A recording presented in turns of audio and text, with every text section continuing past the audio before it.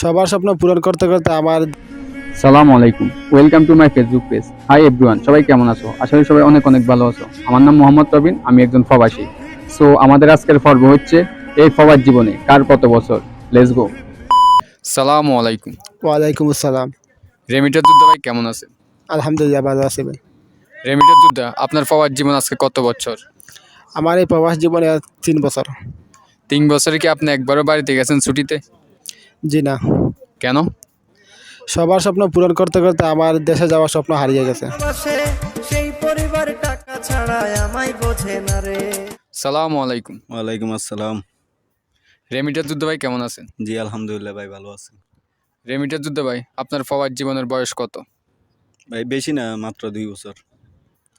2 বছর হলে তো এখনো ছুটিতে বাড়িতে যান নাই। না ভাই, এখনো যাওয়া হয় না 2 বছর শেষ হয়ে গেছে, আরো 2-3 বছর পরও যাওয়া হবে না, কেন? কারণ এখনো আমার স্বপ্ন পূরণ হয় নাই। তো কষ্ট বুকে রেখে কেমনে দাও হাসি প্রিয়জনদের সালামু আলাইকুম। ওয়ালাইকুম সালাম। রেমিটার যোদ্ধা ভাই কেমন আছেন? জি আলহামদুলিল্লাহ ভালো। রেমিটার যোদ্ধা ভাই, আপনার প্রবাস জীবন আজকে কত বছর? 5 বছর। এই 5 বছরে কি একবারও দেশে গেছেন আপনি ছুটিতে? জি না, যাওয়া হয়নি। কেন?